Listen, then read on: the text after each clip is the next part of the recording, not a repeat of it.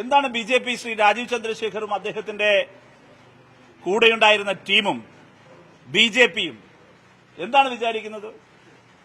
മലയാളികളുടെ തിരിച്ചറിയൽ ശേഷി, വിവേചന ബുദ്ധി അത്രയില്ലെന്നാണോ? സേതുരാമയ്യർ സിനിമയിലെ ഒരു കഥാപാത്രമുണ്ട്, ടൈലർ മണി. ജഗദീഷിന്റെ കഥാപാത്രമാണ്. സേതുരാമയ്യർ CBI അതിൽ അന്വേഷിക്കാൻ വരുന്നത് ഒരു കൊലക്കേസാണ്. ഒരു സ്ത്രീയുടെ ഒരാളുടെ കൊലപാതകം. അതിൽ ആ കൊലപാതകം ചെയ്ത ടൈലർ മണി തന്നെ, ക്രൂരമായ കൊലപാതകം ചെയ്ത ടൈലർ മണി തന്നെ പൗരസമിതി ഉണ്ടാക്കും, പ്രക്ഷോഭം സംഘടിക്കും, CBI വരണമെന്നാവശ്യപ്പെടും.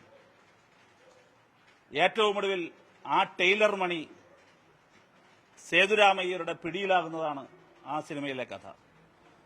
ഇന്നലെ യഥാർത്ഥത്തിൽ ശ്രീ രാജീവ് ചന്ദ്രശേഖർ കളിച്ച കളി ടൈലർ മണിയുടെ കളിയായിപ്പോയി എന്നാണ് ഞങ്ങൾക്ക് ഓർമ്മപ്പെടുത്താനുള്ളത്. അവർ തന്നെ കുറ്റം ചെയ്യുന്നു, അവർ തന്നെ ആളുകളെ പിടിച്ച് അകത്തിടുന്നു, അവർ തന്നെ ക്രൂരമായവരെ ആൾക്കൂട്ട വിചാരണ നടത്തുന്നു. എന്നിട്ട് ഏറ്റവും ഒടുവിൽ ജയിലിന്റെ മുമ്പിൽ പോയി ടൈലർ മണിമാരാകുന്നു.